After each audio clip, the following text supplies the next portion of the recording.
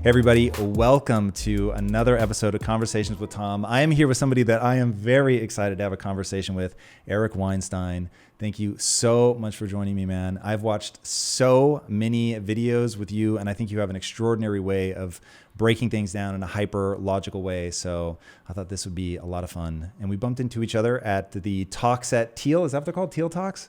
That's right. That's a series. Yes, which you guys sadly aren't releasing, which I'm horrified by. Well, we've released one. And that's the one that you did with Werner Herzog, Yeah, right? But right. That is your show, which I'm very excited about, called The Portal, which I want to start there, actually. I want to understand this concept. So I'm obsessed with the movie The Matrix. And when I say obsessed, I really think it is the perfect metaphor for the human condition. It's become the dominant metaphor of my life. I think about it all the time when I am trying to explain to people the trajectory of my own life. Like, that is the perfect thing. There was a period where I was stuck in the matrix. I had no sense that there were rules to the world, that some of them could be bent and broken and all that, and that I could completely change the outcome that I got by changing the way that I think about the world. And so you said that the Matrix and other movies like that are a metaphor for something that is real. What is that real thing? Well, I think that that you're pointing to it, that in essence, it is by analogy talking about the real world. And once you make the connections, I mean, I don't know whether you're really down for all of the three films. Literally down. Oh, the other two? No, I did not Parts enjoy the of other two. two. Do you think they were good? Well, there's a part of two that's necessary. Which part would that be? Well, the architect's speech, probably. What part? I don't remember 2 and 3 well. I will just full disclosure. For years, I used to pretend they didn't exist. I feel I hate them so much I need to rewatch them. Let's stick with which one, is a then, thing. shall we? Perfect. Okay. Yeah, I think one was almost unbeatable. I mean, there was one serious flaw where humans were being used for batteries rather than computation. I don't know quite why they did that.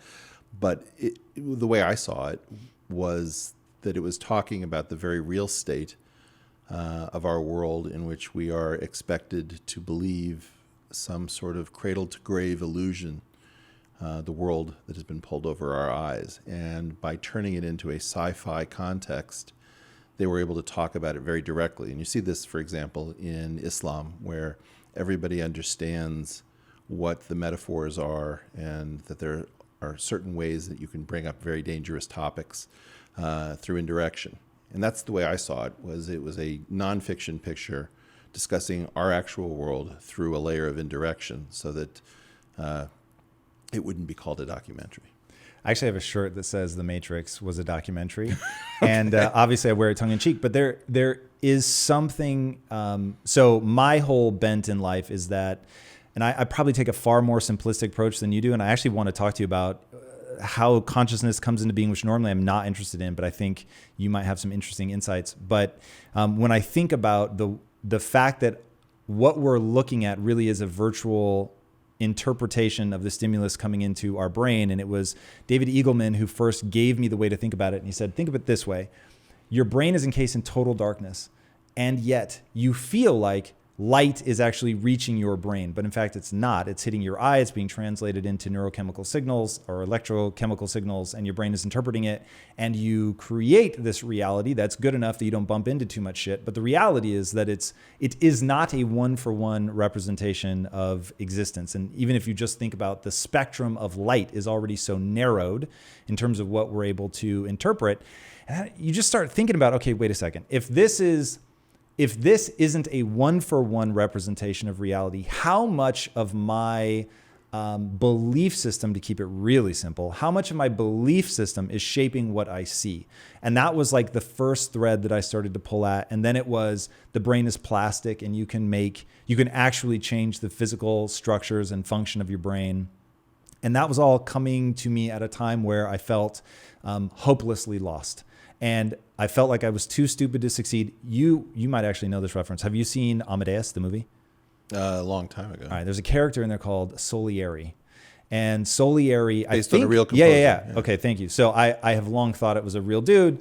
And the punchline to his character is that he laments to God. He said, why did you make me just good enough to realize how much better Mozart is? And that haunted him. And it was like, make me an imbecile. Leave me to the point where I can't understand this fucking guy's genius, and I'm fine. Then I can just go about my day and enjoy his music, or make me as good or better than him. But don't put me in this weird purgatory of I'm good enough to realize that he's truly extraordinary and that I'll never be that good. And so I graduate college, and that's exactly how I felt. I'm just smart enough to realize how dumb I really am. And that was emotionally destructive. And I was in a super, super dark place.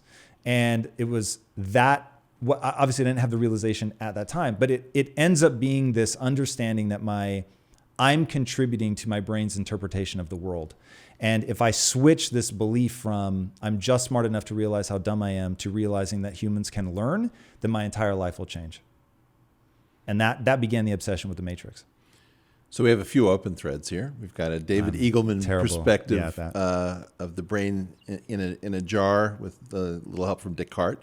And the idea that, for example, you and I have never met. I sit here in my... just assuming that we actually are brains encased in a skull. I sit here in my jar, you sit here in yours, and we have the illusion that somehow we have met in a context, but in fact, there has been no direct contact. So how do you deal with this? And I think what's been fascinating for me is watching the world, let's say, wake up to the dress or the Yanni Laurel puzzles. And Yanni Laurel? What's that? Well, remember the dress, was it black and blue or white and gold? Oh, yeah, I didn't know what it's called. All right. And then you hear some audio and somebody says, oh, he said Laurel. The person says, no, it was Yanni. And you realize that after a while, your friend is not pulling your leg. That, in fact, we are seeing totally different worlds. Now, I grew up colorblind, and so my brother and I share the exact same color blindness. So we were always in perfect agreement.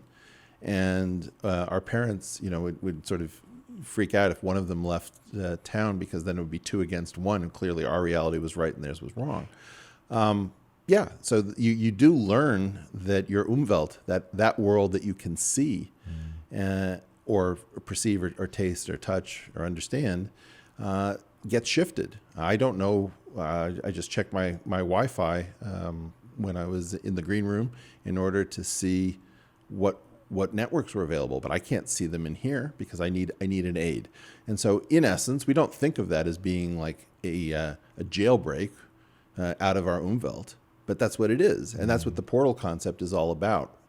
Once you become convinced that you're not actually in the real world, that the stories that are being fed to you are manifestly untrue, that the entire social construction is not what it appears to be, that there are hidden passages, trapdoors, panic rooms everywhere, it becomes pretty addictive because you can't imagine that you never noticed this before.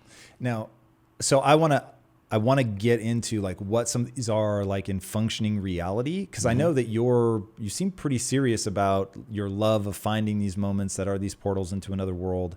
And I've also heard you talk about like actual space travel. Like how much of this is shifting your perspective and just like, oh, I'm seeing life, through somebody else's lens, and how much of this is like, no, a fundamental base reality. We're sort of altering the state of consciousness kind of thing. Well, it's an interesting question. The altered consciousness issue, whether you're trying to get there through mindfulness, psychedelics, a silent retreat, there are brain states that many people have never experienced. So, for example, I did not understand that there are programs in my mind that are like fire extinguishers in a house you've lived in for several years. If you've never had a fire, you've never used the extinguisher. However, it doesn't mean the program isn't there, and they run only under exotic circumstances. Is that a real example? Well, a real example would be when your hygiene drops below a certain level. I find that my risk-taking changes character, and that once I've had a shower, my risk-taking goes back to its previous state. I didn't know that until I was on a trek across the Great Himalayan Range in Kashmir, and we went several days without showers, and it got really pretty rank.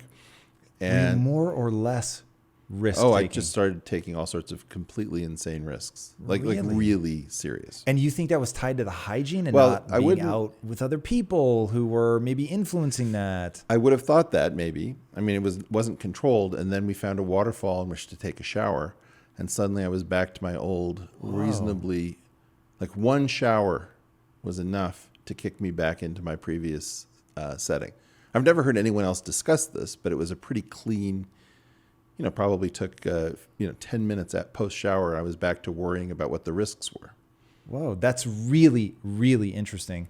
And not to derail too far down that particular rabbit hole, because I want to come back out and help me remember this if I forget. I want to come back out to the concept of portals, but for a second. So as a father, I'm sure you think about this kind of thing. So if I think about, all right, we have these mechanisms, they've been honed over millions of years of evolution to exist in a certain way. And now we exist in this relatively, in terms of the scope of life on Earth, this is a fucking blip. Like we are living in the span of a single blink in terms of like the stretch of time. So we haven't really evolved for the circumstances in which we live. And if you know that, all right, just not taking a shower for a few days completely changes my relationship to risk, what does living in a city do? What does technology do? Like you must begin to ask yourself questions about how do I shape my kids' physical reality? Or do I want to? Right, exactly. Like me. Okay, so people talk about forest bathing. I want to fucking Tokyo bathe. I want to go to a deeper, more densely populated metropolis. Right. I don't understand my own like fetish with robots and stuff like that. But dude, when I say I'm literally wearing a ring with a robot face on it, okay, I've got a thing. So like, do you think about that? Like, do I just leave things the way they are? Do I shove my kid through a portal of like back to nature, go live on an organic farm, like that kind of thing? Or well, both. In part, I want them to spend time in what is closer to what you were describing as evolutionary theorists call it the EEA. EEA, what does that stand for? Environment of Evolutionary Adaptedness. Okay. This is our mythological savannah home in which presumably we're just like, oh, okay, this is what these fingers and opposable thumbs were for, right? So why do you want to do that? Well, because in part that's where most of, I'm just riffing off what you were saying. But that's are you saying we most line up from a health perspective? Like that's what I think about. Mental health, physical health. It just seems like if I were a parent, I'd probably be pushing them in that way. Well, wouldn't it be crazy not to spend at least a decent chunk where you are maximally adapted to make use of all of the millennia that you're talking about? So that would be my thinking. There's a base assumption hiding in that if you're right. So the base assumption hiding in that is that it would be, I think you were saying, that the base assumption is there would be a higher degree of alignment, maybe the right word, spiritually, physically, so that there's a sense of deeper gratification or peace or joy or pleasure or something positive. Yes? You know when the grid goes down too? Suddenly all the things that you've been depending upon that are electricity based cease to function. Yes. Or when supply chains break down. So I was in New York City when there was a hurricane and I couldn't get D batteries to save my life. So we live in a very, I guess, on top of a very thin crust. So it's good to have an idea of what happens when that crust breaks, and you might have to start a fire without matches. It makes sense to have an idea that you can go for a period of time without food longer. That's a different reason. So I'm trying to bring all these things you're gonna together. bring it home for me. At some level, we're riding on a technological substrate, and so it would be crazy to say, no, you kids need to learn how to push a plow because this word processing thing might not work out. On the other hand, you want them to spend time closer to where humans have spent most of their evolutionary history, and you want them to be able to navigate the stack to understand how they got here. So, the same people who might operate a slingshot might have shot a bow and arrow, might have shot a rifle, and have an idea of the evolution that is the taser. So you want people to have an idea from whence they came and what is that thing. And then you want them to be absolutely in the moment making use of all the things that we have. Now, I find that the internet and digital consumption has totally changed the micro-chunking of my attention. You can't really easily understand what life was like before the internet if this is your only context. Oh, shit. And can you explain micro-chunking? Well, remember when it was, I tell a joke sometimes that I don't think Twitter's negatively affected my attention span because I can still get through most of the longer tweets at one sitting. That's good. Yeah. So that problem of why is it that I can only pay attention to tiny, punchy things has to do with being habituated to wanting an instant gratification. I don't want to put in the time, the energy, the work to decode things. There's no canon, so I have no. You and I have really spent very little time together. If I start referencing a poem, think of that as me throwing a frisbee. What are the odds you're going to catch that intellectual object? I don't know. We're a little bit shifted Sadly generationally. low. Yeah, Low, that's low, the very thing, low. right? But if I use a song Hip hop lyric, lyrics, yeah. Okay. Now I'm with you. yeah, but you can, people pass hip hop lyrics past me all the time. And as a result, most of us are not catching the frisbees thrown our way. And so it's a lower level of communication. I'd be happier, let's say, using the Indian canons if we all agreed on the same reference point, or the Western canon, or the Buddhist canon, but something where we can actually go deep as opposed to just explore the surface of this kind of cultural and intellectual diversity, which has a lot to offer, but most of us just don't have deep architectural programming that prepares us for how deep the mind can go.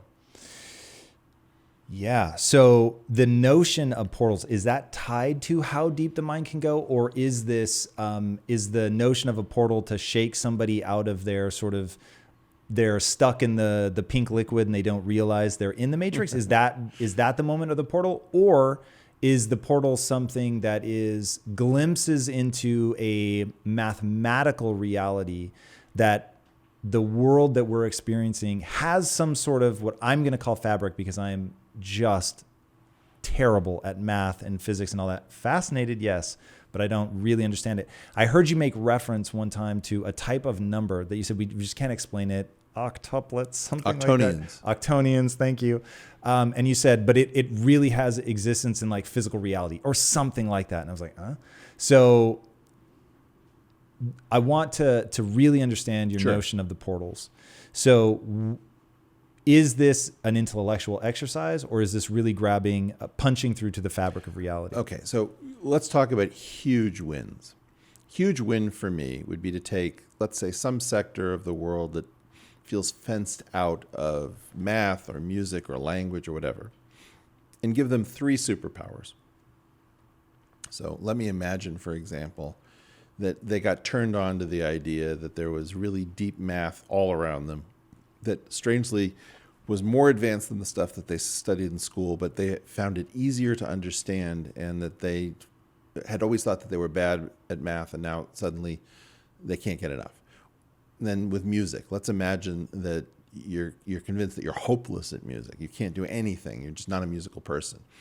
And I give you a coffee mug and a guitar, and within 5 minutes, you realize that you can play 85% of the songs that mean something to you by following some very simple instructions. Or you say, I can't do language. I studied Spanish in school, and if I ever have to hear about ser versus estar, or irregular verbs, or why is it el agua, I'm going to shoot myself. And then I say, okay, well, what about we take you to Indonesia, and in the space of a couple of weeks, suddenly, if you're not the world's greatest Indonesian speaker, you're rocking and rolling in a language that you never thought possible, that it has not that much to do with English. Those superpowers, once you've seen the first one, you're like, wow, I didn't realize that I could actually just do this. It must be a mistake. Then we give you a second data point, and you're like, wow, that's really interesting. Now I've got 2 things under my belt. By the third one, almost everyone has the idea, oh my God, the entire world is just misexplained. And I think it's that idea that nobody talks about the Octonians. And then you run off to Wikipedia and they're there. Or for example, I've had this really great experience where I was able to point at this thing called the hop vibration on the Joe Rogan program visually. And some people got really angry, like he's pointing at it, but he's not explaining it, and I don't get it. But I didn't get angry, but I was like, what the fuck is he talking about? What is he talking about? Why is it the most important thing in the world? Why, okay. Well, the first thing is to just plant the flag. Like, there is something here, and you can, if you hear somebody who you like all the stuff that they're talking about, when you can understand them, and then suddenly they go out of the visible spectrum and into the infrared or something. You say, okay, can I follow? Is there any way? So you start doing a little bit of research. And I'm finding now that I've just been, talking to this artist, Nico Meyer, who in his shop in Temecula is machining massive hop vibrations. He was a little bit aware of it, and then he saw the Rogan program. And so now he's like trying to build these things. And we're starting to collaborate on art projects to just push this out. Is it meant to visualize a hop vibration or actually create a hop vibration? To actually create parts of the hop vibration that can be seen, touched, displayed. What I did on Rogan was to show a representation of the hop vibration pushed onto a two-dimensional screen, representing a three-dimensional screen, representing a three-dimensional sphere and four-dimensional space, blah, blah, blah, blah, blah. So this would be one layer of those abstractions taken away, where maybe you're able to walk around this. And suddenly, just like all those cool Escher paintings that took over the world, suddenly people are saying, okay, there is something discovered in 1931 by Heinz Hopf that nobody ever told me about. And I was just like expecting to talk about mushrooms and wolves and, mixed martial arts. And then suddenly there's this thing intruding into my life. And that thing may turn out to be the person's calling in life, because if you don't even know this stuff is there, if you don't know that you're in a matrix and that there is Zion, you can't make a decision. Like if you want to stay in your pod and just be in the goop, that's your choice. But at least you should know that there's a vacation destination called Zion and a revolution that's brewing. And so if you're interested in that lifestyle, that might be a choice you might be interested in making. So let me articulate that back to you. I think now I completely understand what you're talking about with portals. So portals to me sound exactly like the Matrix being a very perfect metaphor, obviously taken to the extreme, but where you're seeing things one way because you don't, like you said, the world has been explained poorly. So you don't understand that there's a simple shift that you could make and now see things in a totally different way. I'm not sure if this is the piece of art you were talking about when you said the MC Escher drawings took over, but I remember back in the probably early 90s, there were these really weirdly colored posters, and they had like an ultra simplistic, like maybe it had a ballerina in one pose. And so you're looking at it, doesn't look like much. And then if you relaxed your eyes, it would suddenly become three-dimensional. And I remember the first time somebody said, no, there's really an image there. It's a ballerina in 3D. And I was like, I don't see anything. Well, it's just like visual noise. Is it two of these? No, it's not random dot stereogram. If I remember right, when you first look at it, you don't see anything.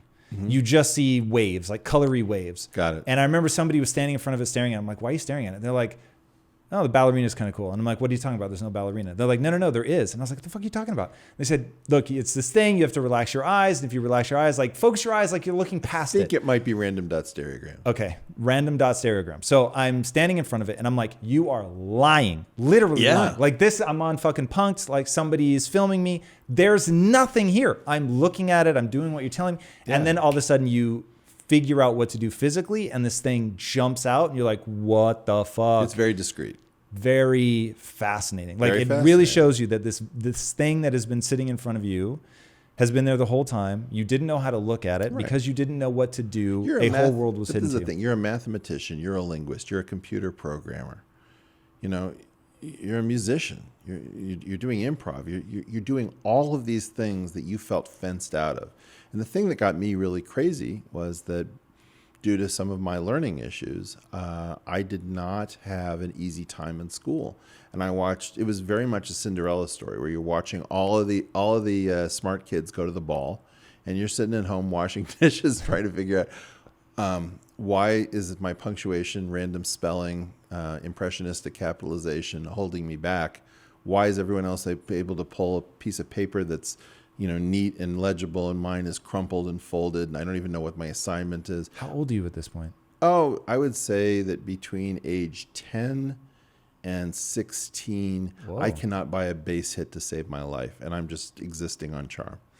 And do people at this point think you're not very bright?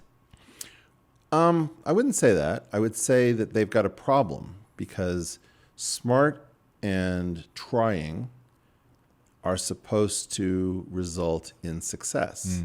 So what happens when you have somebody that you believe is smart, you believe is trying, seems to be good at lots of things that aren't on the agenda, now you've got a problem because that person is invalidating the educational system. So the system gets angry at you. It tries, but there's a very limited help budget that's available. And before too long, what you're doing is you're revealing what I call teaching disabilities, because people don't have the time, the energy, the understanding necessary to help and reach that person. They don't even know what's going wrong. And so what you're doing is that you're invalidating what I would call the educational complex. And the educational complex is it's a guild, it's a profession, it's a business. And so one of the things I believe is that we're not taught subjects that in a way that maximally benefits the largest number of learners. We're taught subjects due to the political economy of making these subjects take a very long time and rewarding the specialty that might have been the career choice of the person teaching it. That's super fucking interesting. So what teaching method would optimize for the greatest number of learners? Well, first of all, differential diagnosis. Like, What does that mean? Are you a visual learner or are you an auditory learner? And we now segment them out. Right. And, you start to understand, you present several different styles. Let's do some A/B testing. It's like you go to your optometrist. Is it better like this or like this? Right. And so you start to understand somebody's learning style and learning profile. Okay. Keep going. That's really fucking simple and wonderfully interesting. Hard to execute. People can stop with a hate mail, but no, not hard to execute. Okay. Even better. I was being very preemptive. So keep going. This is really fucking interesting. And, then you start doing things that nobody does. Like, for example, most errors that we make are not random errors. If you start collecting the errors that I used to teach learning disabled kids in college for some extra shekels, right? And what I noticed is that people would make the same errors all the time. And so I could just tell by recording what answer they gave. If you give them 6 times 8, sometimes they're going to say 42, sometimes they're going to say 56, whatever. You're going to have some collection of things that you can guess what they did to get there. Very seldom are they going to say a chicken salad sandwich. Fair. Right. And then you need to incarcerate that person because that sounds dangerous. So in such circumstances, if you just collect errors, you can very quickly figure out what you're supposed to be remediating rather than just saying no. You lost me there. So your first step sounded fucking awesome, and the school system should immediately implement that because it sounds scalable. The second one, detecting errors and knowing what they mean. Yeah. Say it another way, because that one, as my brain tries to process that, it doesn't seem scalable. Well, if I say to you, what is 2 plus 3, and you give me the answer 23, yep, I bet I know what you did. Okay. You concatenated 2 strings rather than adding 2 integers. But how does that become a curriculum style? Like visual, auditory, got it? Well, because now I have technology that can very quickly figure out what you're likely doing wrong. Okay. Or if I were to time how long it's taking you on some step, I could guess, oh, you didn't know how to set up the problem, right? All sorts of things that happen when things aren't going right. Just imagine that your brain and your body are giving off data. And that data can be measured when things aren't working to guess where the roadblocks are. Because in general, we don't have a million different roadblocks when we're trying to learn something. All right, I want to bring this back. Let me give you a simple example. Assume that we're talking about the Big Bang, right? And we're talking about the expanding universe. And I said, you don't even understand, man. It's just so crazy. Not only is the universe expanding, it's expanding at an accelerating rate. My contention is almost no one has any idea what that means. The physicists will say that 1,000,000 times. I think I know what it means. And I have no idea why anyone says it, because anyone smart should hear that and say, expanding into what? What does that even mean? And so I know what sorts of errors people are going to make. They're not that original. Most of us get tripped up making the same kinds of errors as like 1,000 other people out of 10,000 people would make. And so if you monitor these sorts of things, it's diagnostic data for you to use. I think that's a super interesting way to think about the educational system of doing a lot of detective work, diagnostics, figuring out like how to group people. They did that back in band when I was in 5th grade going into 6th, like play this. Do you have any, like, where do you show any sort of natural aptitude? And they segment people out. That's super interesting. Now, coming back to what you were talking about earlier with the, let me take you to Indonesia and show you that you can actually pick this language up fast. Let me give you the mug and the guitar and, let me show you a few things. Let's make those real. What are, because I've never heard you talk about it, but I actually heard your brother talk about it when referencing you, that you do have this sort of freakish ability to identify like what those key things are. Do you have a guitar here? I do. Is that guitar tuned is an entirely different question. Tune it. But yes, would you like me to have somebody get it? Well, yeah, just to play, just to see whether you get anything out of it. It might be a dud. I don't know. It could be a total dud. We're going to take a big fucking risk here. And Josh, since I know you're listening right now, if you could have Lisa, who should know where the guitar is hiding, but it's behind the door of my closet, bring it down. We will continue the conversation until it gets here. And it'd be great to do it with an empty coffee mug, just to make the point. That was a real thing. Yeah. Okay, so we'll also need an empty coffee mug. And if it's acoustic, that would be a plus. Because it is acoustic. Right, I don't have anything else. All right. God, I hope it has strings on it. I haven't had that thing out in a very long time. Do you play? I did play, and I never got good, but I did enjoy it. And so back in the day before I started on my entrepreneurial journey, I was on, I would, not so much anymore, but I used to self-identify as an artist. So my life was all about the creation of art. My primary form of creation is writing. So I spent a lot of time writing. I wanted to get into writing music. The crazy thing is, just today I heard you talk about, I'm going to fuck up his last name, Mike Isinger? Isinger? Yeah. From Incubus. Yes. So awesome. That exact period of my life was an obsession with Incubus and trying to learn some of their songs on the guitar, and never got good. But I wrote songs for my wife, who was my then girlfriend. And to this day, she wishes I played more so that I would write her more songs. That's really nice. I did. Like that gave me the impetus to really like push myself and try to get good. But then it became a question of time management. And so it fell lower on my priority list and has thus collected dust. But finding a way to learn things fast, that is incredibly interesting, especially if, the notion of the portals become real and there are these insights. So my obsession, the whole reason that I create content, because I know we don't know each other well, so you don't know this about me, but what I'm actually trying to do is build a studio, a film studio, film and TV. Okay. Because I believe that the way to impact people is to make the next Kung Fu Panda or the next Star Wars, something that has a message at its core, but entertains people, hits them at a limbic level. It's an emotional connection, probably going to have to focus on youth.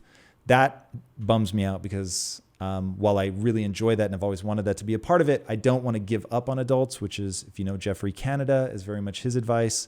But hitting people at an impressionable moment in their life, whether that's youth or they're just open, with something that resonates emotionally, that is able to incept them with a portal. I'm very much using your language on that. I would normally think of it as growth mindset or whatever, but you're incepting them in a moment with a portal that causes their portals are more violent. Then I love it because I love that kind of shit. So let's use violent language. So I'm going to, in fact, know that anytime in the future, since I'm going to adopt the word portal, that it just comes with a TM and your name. Oh. So I'm certainly not trying to rip it off, but I will help popularize it. They belong to us all. And I think that's really important to me, is that the portal story, like the Matrix, is a universal. And if you think about it, Neo, just to see how well I remember the film, Neo is kind of searching for something. He's leading this underground lifestyle by night, and he's sort of pieced together that there's a something, and this is what brings Trinity into his life, where Trinity is going to go out and contact him and let him know that if he follows the White Rabbit, with an obvious homage to Lewis Carroll, so it's the portal story within a portal story, and he goes into this Australian S&M club, which is very funny, that this is his introduction to a world in which Morpheus is going to take him through the looking glass. And that scene of waking up, in a completely different context, I think it is the violence of the portal. I love that. Neil Strauss called me out one time. He said, all your fucking language is violent. Like, what is that about? But I don't Creation is an act of violence. know. Oh, can I pretend that that's exactly why I do it? I don't know why I do it, but that feels so wonderful. Well, you have to break something, right? And, you know, if you think about how we come into this world, our mother's water breaks. And that is a moment in which... That's a fucking portal. Right. And literally, this is something that I find mind-blowing. In the Jewish tradition, Passover is about the escape from Egypt, whose name is Mitzrayim, which is a plural, masculine plural. And it's the narrow places. And it is the literal birth story of the Jewish people out of Egypt. Do you think there are some people that just get... I have a hypothesis that goes like this. Some people think in archetypal metaphor. I'm not one of those people, and it actually has, I think, held me back as a writer. I've had to really learn that. Or do you think that it is... some people dream in archetypes, which is another reason that I think that. Or is it that just... over these stories that we think of now as archetype are told sort of bit by bit by bit and shaped over time based on what gets a reaction? You need, the simple-minded have devils and angels on their shoulders. One step up from that, you have Sam Harris and Jordan Peterson whispering in opposite ears. And you need to camp and decamp between the hyper-rational. Now, of course, I've been unfair to them both. Jordan is a scientist and Sam is a pretty spiritual guy. But they're archetypes.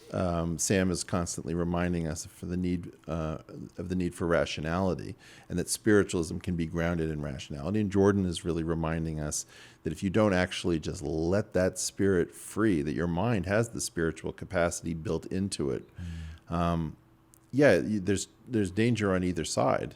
If you're too rational or too spiritual and too moved by the archetype, in both directions lies nonsense. But that tension is magical. Have you read The Watchmen by Michael Moore, the comic? The graphics? Yeah. Yeah.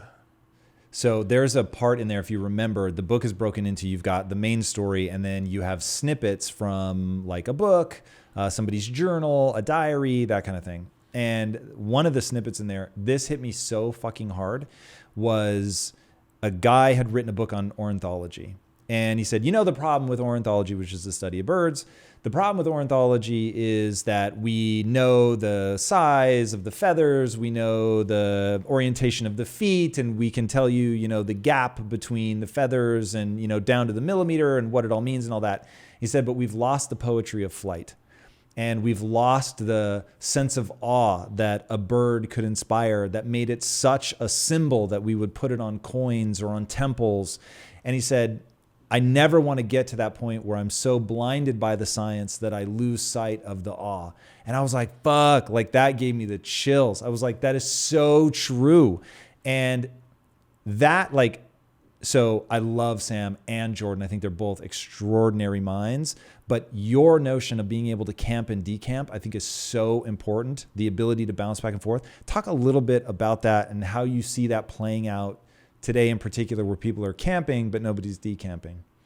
Well, it's very interesting. People sometimes accuse me of having it both ways or middle of the road, and nothing could be further from the truth. People get annoyed with that? Well, they have the idea that you're, pick a side, man. Why? Well, because it's pure, because there's mush in the middle from their perspective. And what I view is, wow, you imagine that these two sides have been warring, let's say, for thousands of years or hundreds of years or even decades, and it's not because both sides probably have a point. And it's just not, there's no synthesis of that dialectic. So you have these sides yelling at each other, and I always think if two sides have been yelling at each other with smart people on both sides for a long time, that's my cue that they haven't found a frame outside of flatland. They're trapped. They have not found the portal. And so what I start doing is I invite them both into my mind, initially in a sandbox. Can I represent the other person's argument so they would say, yeah, man, that's exactly what I'm saying. All right, can I do that for both sides? Or are there multiple sides beyond two? And so once you sort of have all of these things playing in your head, then you start saying, okay, I'm going to make an outreach from one sandbox to the other. What if I'm convinced that there is no God, but that religion is super valuable? What does that feel like? or I'm convinced that there's absolutely a God, but that it leads us into madness with people making claims that can't be substantiated, and we have to revere them, right? Whatever these things are. So once you start doing that, and that's why, for example, years ago on the Tim Ferriss program, I talked about using coprolalia. You just use a string of swear words to let your brain know we're not in Kansas anymore. This is not safe space. We're working blue. It's after hours. It's time to get creative. It's time to get violent. And you have to be decent about it. That's like, comedians. If you go to I was just catching a set at the comedy club, at the Comedy Store, and it's pretty brutal. But on the other hand, it's happening in a room. Everybody's there voluntarily. And in general, there's a limit to how bad it's going to get. And so these kind of rough spaces that aren't safe spaces are important if we're going to be generative. And, my belief is that we all have to recognize that the pure states are to be avoided. Or rather, that you have to embrace multiple pure states, because purity of one particular kind or another is where madness comes from. We have to welcome the infection. Man, as you were talking, I was getting the chills. That, to me, that notion of being in what you're calling the sandbox, of being able to steel man the argument. Was it your brother that came up with that phrase, or did he just bring it to the? No, I think I brought it to the wider world, but it came out of the sort of East Bay rationality community. At least that's where I found it. So I love the concept of steel manning. I think that's so important. I think ideologically, people have to believe it is their obligation to steel man somebody instead of trying to tear them down. To first understand, right? And I say that selfishly. One of the things I don't understand is when and I think this is what you mean when you say that the madness happens in the purity, I think more from a biological perspective, that once the crop is completely homogenous, it is fucking at risk. One thing goes wrong and the entire crop is lost, right? Well, even worse, imagine somebody who's eukaryotic decides that they're infected with their own mitochondria. Yeah. Then the thing that's powering every cell in your body, which was initially probably a prokaryotic infection, it becomes something you need to rid yourself of. Okay, well, in the process, you're going to just, you're going to go totally OCD. It's like somebody told you, hey, there's a quarter in your new leather couch, go get it. And there's no quarter there, and you're just going to rip the thing to shreds. Yeah, so getting people to, as a selfish driver, to put themselves in a position where they're constantly trying to understand where the other person is coming from so that they can adopt anything that works, right? So Bruce Lee said, take what works, discard what doesn't, add your own. So having that, anybody whose primary goal is self-development, and yes, we have the guitar. Anybody whose primary goal is self-development, I think, has to have as a part of their operating system a desire to first listen, hear what might be usable, even if you think that that's a rival camp, take on what works, discard what doesn't, and then find a way to leverage that so that you can do things in the world. And my obsession is getting people to understand, and this is one of my portals, and this is the path I was going down earlier. The reason that I'm so interested in this particular portal that I'm going to outline is it will change your life forever. So it's on one side of the portal, you think that you are made a certain way, and that is that. And life is about making the most of the gifts you were given or weren't, or making the most of a bad situation, however you want to look at it. On the other side of that violent act of creation, of stepping through that portal or being kicked through or whatever, you realize that you can change your perception. And the perception will change your beliefs, which will change your behaviors, which will change your outcome. And the outcome, of course, is where I'm obsessed. So the portal I'm trying to cram people through is realizing that, I'm viewing the world from a fixed mindset, to use Carol Dweck's famous book, mindset. And I can have a growth mindset. So in one, I believe my talent and intelligence are fixed traits. And the other, I believe they're malleable traits. And once I believe they're malleable traits, then I can get into my grand obsession, which is getting people to understand that skills have utility. So since we have a guitar here, this may be the perfect explanation. That guitar, that very guitar that you're about to pull out, has gotten me laid many times. Now, that's a real outcome. because I wrote songs for my then girlfriend, and she was moved by it. It was a full recognition of her psychology and what made her feel good and made us feel connected and made her feel sexual. And because I could make her feel sexual, then I got to have the experience that I wanted to have. And also I wanted to connect, and I wanted to convey something to her, and I wanted to create the shared lexicon that you were talking about. We could adopt the Indian canon or the East Asian canon, whatever the canon. Like, we were building a canon together, and it was like to be able to reference a song that I had written for her. I mean, it began to shape our lives together.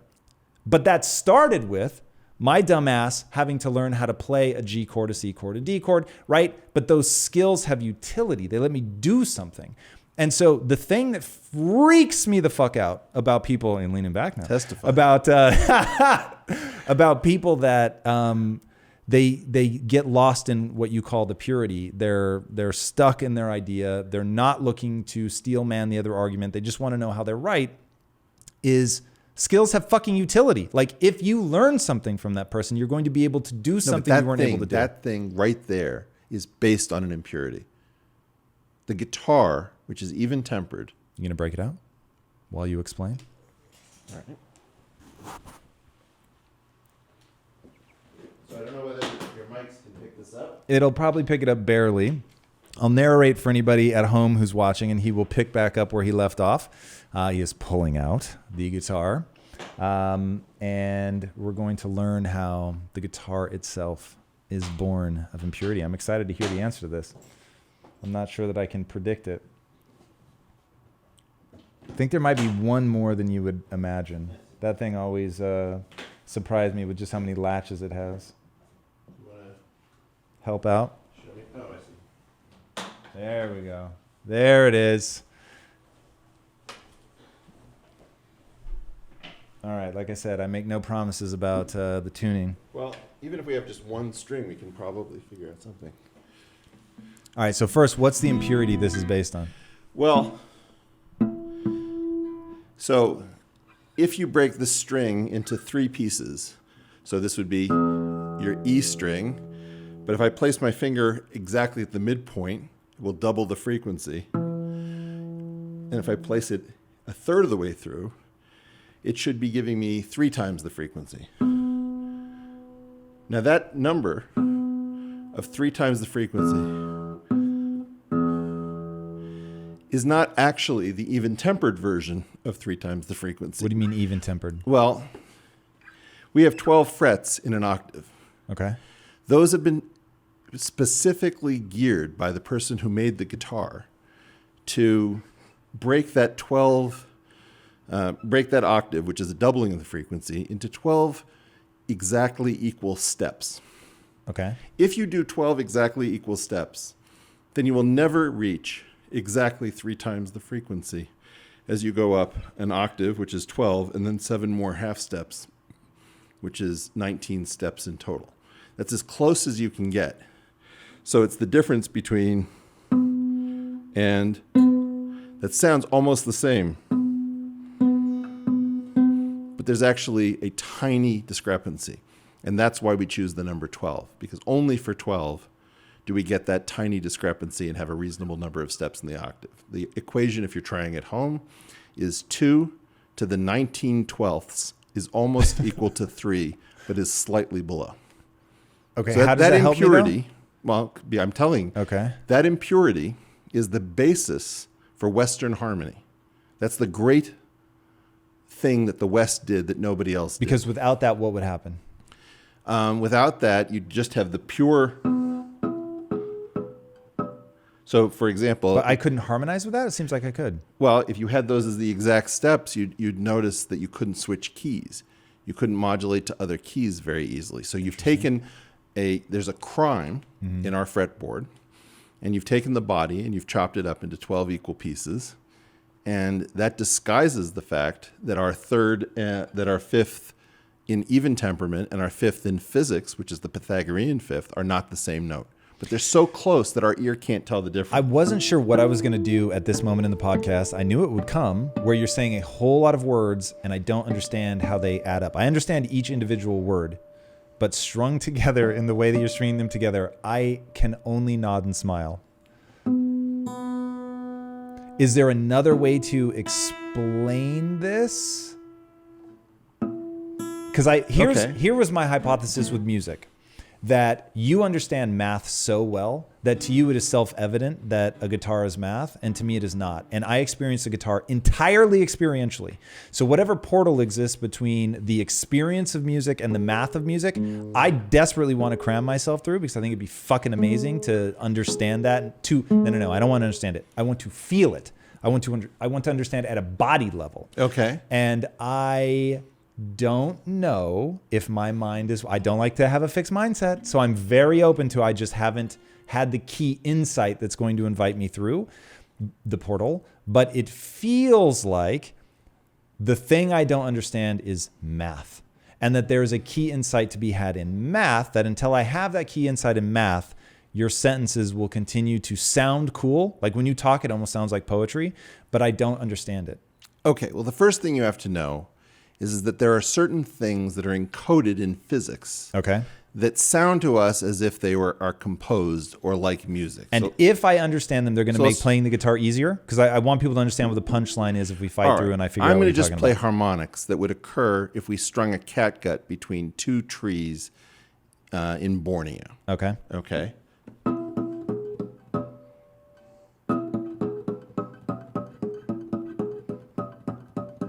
Do you recognize that? Yes. I couldn't tell you what it is. If you played it again. I'm trying to do the lick from Pretty Woman. Oh, then definitely not. Like by Roy Orbison. Oh, I know. She walking back to me.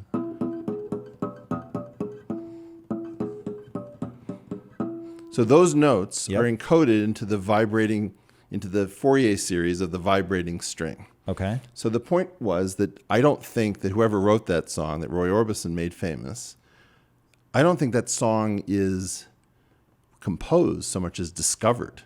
It really just came out of expanding a series of vibrations for the wave equation of the vibrating string. But because of that, right? There's certain things that people will say are cultural, like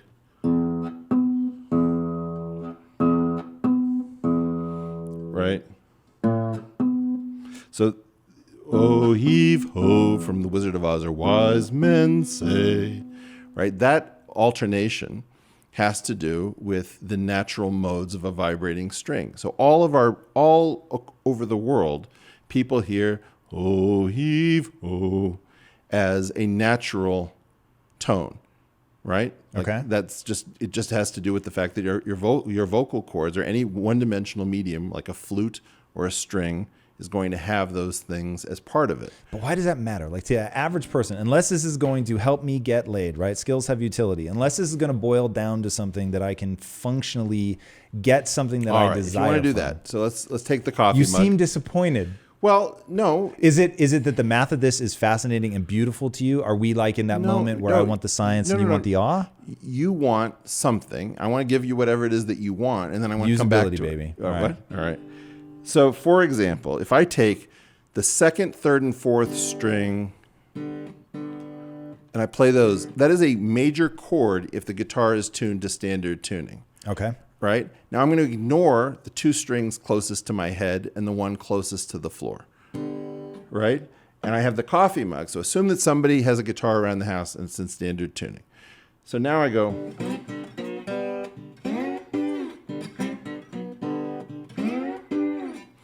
Now, I don't have to learn how to fret a G chord or a C chord or all the things that hurt my hand.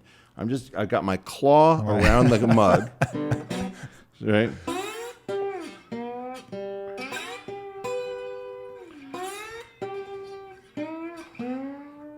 So I can start immediately playing songs. Or I'll admit that was fucking cool. Okay.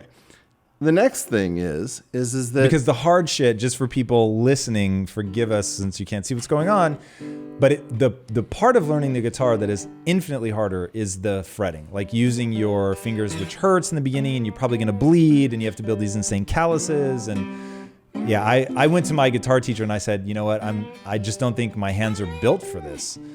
Because I could not do a bar chord to save my life. So to see you use a mug that effectively is right. So I'm throwing away most of the or half of the guitar, strings 1, 5, and 6, and now this is going to be like a really bad version of the 4-chord song, but go to YouTube, put in the 4-chord song, look at the Axis of Awesome with all of their songs. So here's the key thing. In the 4-chord song, 3 of the 4 chords are just strings 2, 3, and 5 with the mug at different positions along the fretboard. 12, 7, and 5, these frets. Okay? The only thing that you have to throw in is that there's a minor chord, which is strings 1, 2, and 3 played at the 12th fret position. Now, this will be a lousy version of the 4-chord song, but the key point is if it comes to you in under 2 minutes, that you can now play all of the songs in the 4-chord song badly with a coffee mug and a guitar that somebody else tuned, then you're through a portal. So, for example, if you think, let's try Beast of Burden, which is it's going to be the wrong voicings, so the musicians will object to it. So,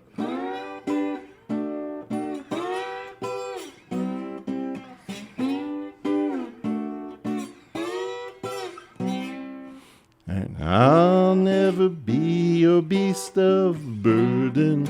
Now, that's not a great version of the song, but for 2 minutes and you think you're musically hopeless, it's not too bad. We're talking about Mike Einziger, right? Yep. This genius musician, everybody thinks is an amazing guy. What's even better about him is that he's a very generous teacher. He's a good friend. He's a great guy. How the hell did you meet him? The network, man. As soon as you break out, you meet all of these amazing people. When I followed the rules, I didn't meet anybody. That's interesting. That's a conversation worth having. But finish this thought. And then So we'll the come thought back. I was going to have is that if you think about that song that he wrote for more or less for Avicii, that took over the world. I didn't realize he wrote a song for Avicii. Didn't he do this? Wake me up when it's all over. Maybe I have no idea. When it's wiser and I'm Wow, older. I had no idea that was him. That's Yeah, interesting. so it's like it's the same 4 chords, but he starts from the minor chord in the cycle. So if you put them around, it's like 6 minor. So feeling my way through the darkness.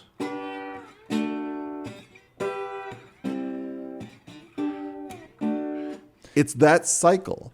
Now, my point is that those are things that once you learn the coffee mug trick, you think, okay, I completely misassessed how difficult this was. Now, was the coffee mug trick, is that the portal? Or did you come to realize everything that you just said from first I couldn't principles read of math? music, and I couldn't understand what was being said to me when people tried to teach me music the standard way.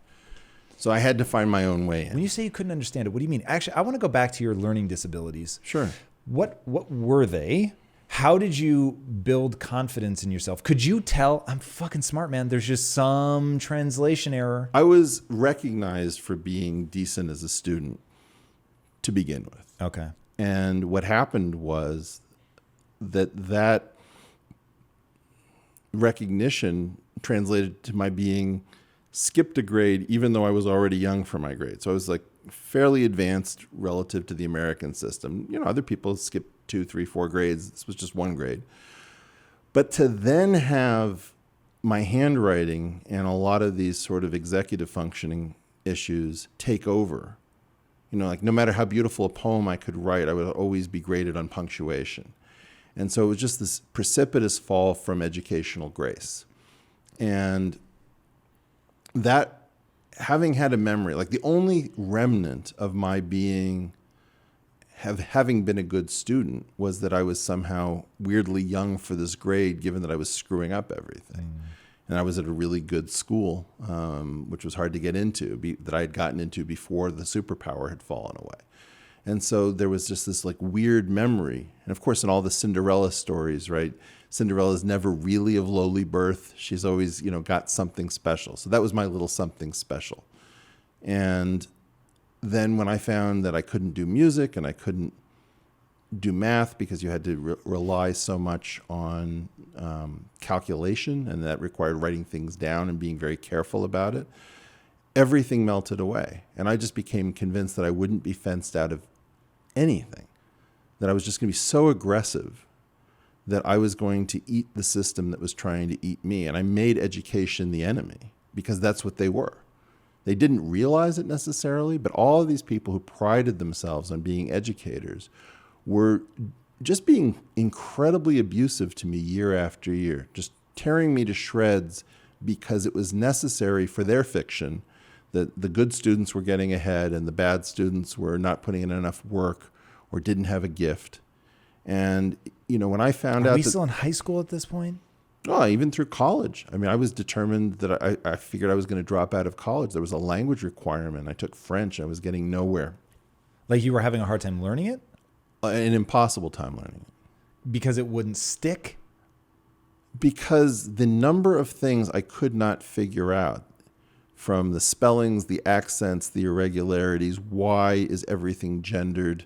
Were you frustrated with the nature of the language? Because I've heard you talk many, many times, and dude, your ability to logic through something is really profound. That's why I'm saying Indonesian is special, because Indonesian removes a lot of roadblocks. I'm even saying like logic your way through like the following. Hey, I want to get a degree. It'll be useful to me. I'm also, by the way, I've already done the whole fucking degree except for the language thing. So I'm just going to brute force memorize this. I was going to do worse.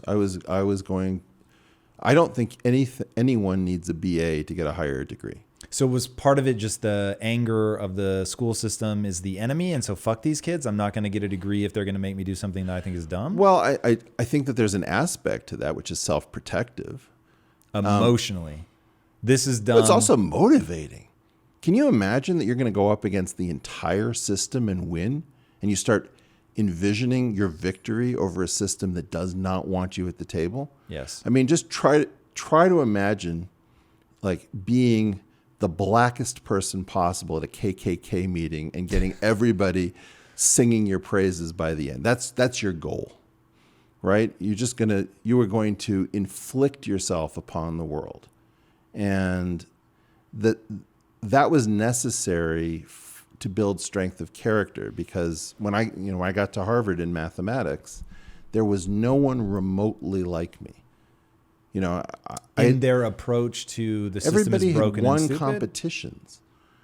These were like the winners of the it was like a tournament, and people kept winning, and so they kept advancing. And every once in a while, I think I found out that Yo-Yo Ma didn't win any competitions when he was young. That's interesting. And that was really distinguished, because in general, the way you got to be at Yo-Yo Ma's level was through a tournament model. And so what happened with me is I went to like the Museum of Science and Industry, and I thought, wow, this is so cool. I want to figure out how to become a scientist or a mathematician or an engineer or something like that. And then when I found out that you had to be really good at it, I just thought, well, that's unfair. No, literally. Like if the universe is written in differential geometry, what are the odds that I'm not going to learn the language in which the cosmos was written? There's just no way you're going to fence me out of that. So I fucking love that mentality so much you can't imagine. But people don't like it. I think that what you have to understand is that, like, I'm sure that when I was singing, there are musicians that are cringing, Sure. and they've got their hands over their ears, and like you wanted to hear, where do you really hear this difference between even temperament and the Pythagorean temperament? You hear it in the blue third. So the difference between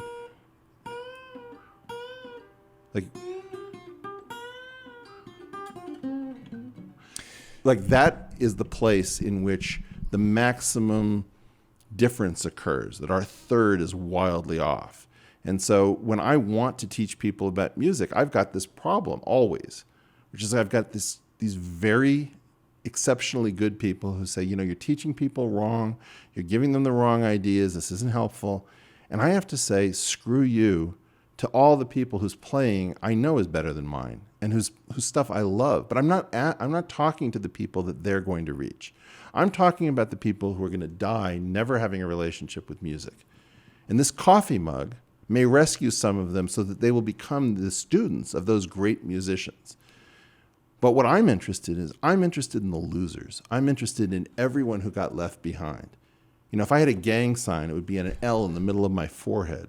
If I ever make it to the Tonight Show, I want them to play me on with "Baby, even the losers get lucky sometimes." It's just this idea of I will not be fenced out because of your hang-ups as an educator. There's no way I'm going to accept the D or the F or the, Johnny can try better, or, Arena needs to turn in her homework more regularly. No, you're wrong.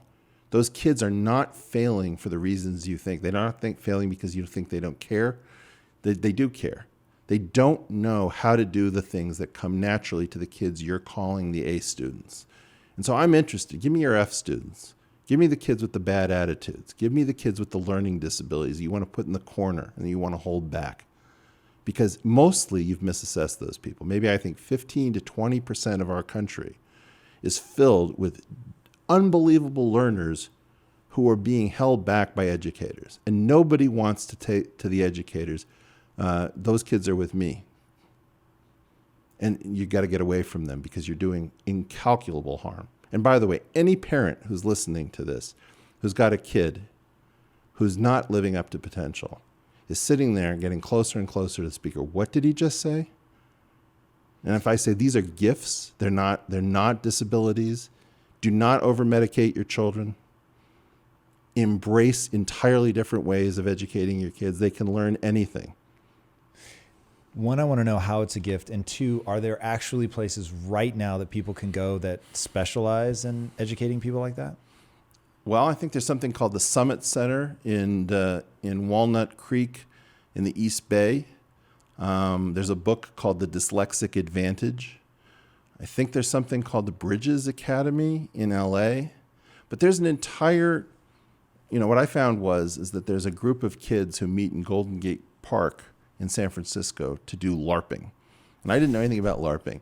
And the moms sit around bitching about the schools that their kids didn't get into and say, my son Arun is an amazing computer programmer. He started his first business, but we can't get into the swanky private schools because they took one look at him and they don't want him. And I'm thinking they don't want him. But all we have to do is to make sure that this kid doesn't develop some sort of wrong idea about his gifts. And we have to inflict our best people on the system because the system doesn't want our best people. Your beef with the system I find particularly interesting. There's something about your imagine, God, let's see if I can recapture the words you used. Imagine taking on the whole system knowing you're going to win. It's not quite right, but that was certainly the sentiment. And that puts you in a rarefied group. Most people they're really broken by nobody believing in them. And I always tell people that the biggest gift anyone can ever give you, and it will never feel like a gift, but the biggest gift anyone can give you is doubt. The problem is it breaks most of the people that it touches. So I liken it to the inner cities. The inner cities break virtually everybody that go through it, but the people that survive it come out the other side, these extraordinarily driven, unbreakable people. And it's pretty extraordinary when you see it happen. But how do we begin to get those people into a position where they can, and maybe it's reading the books that you listed or going to the places, but I'm super curious if what is it about their method that they're teaching, or maybe more easily, what did you realize? What was the portal that you went through that allowed you to recognize your own struggles as an actual gift? Or was it just that it pissed you off enough that it made you fight? Well, for example, the first portal for me really was music. And it was specifically the blues, which it is for many people. The blues is some of the most emotional music. Many people in my day didn't even know that it was a codified art form in large measure. But there was a 12-bar pattern. It was a formula. So there was sort of, on a piano, it would be your left-hand secret, which would be the progression. Your right-hand secret would be the scale that nobody taught you. Right? It's not the major scale, and it ain't the minor scale. And if you think about, I always do this as descending scales. The major scale descending is joy to the world, the Lord has come. But the blues scale descending sounds like the beginning to a song called Messin' with the Kid. Dee, dee, dee, dee, dee, dee, dee, dee, dee. And once you learn that scale, you realize how much of the stuff that you love was not in either the major or the minor. And you learn about these blue notes, and you learn about seventh chords, and you learn about how to put some grit and distortion in your guitar if you've got an amp. And it's an alternate world. So the portal in music that was a big breakthrough for you in terms of blues anyway, was that there are these left-hand, right-hand secrets and a very simple scale that once you learn that, you've sort of got, maybe 80% isn't the real number, but it's like some big percent that you can very quickly Well, the four-chord song, unlocks that. And then, for example, because you realize how many songs you love are actually only 4 chords. Right. And then there was this weird Vivaldi piece, which is classical, unapproachable classical music that went something like, I haven't played it forever, so I don't know if I'll remember it.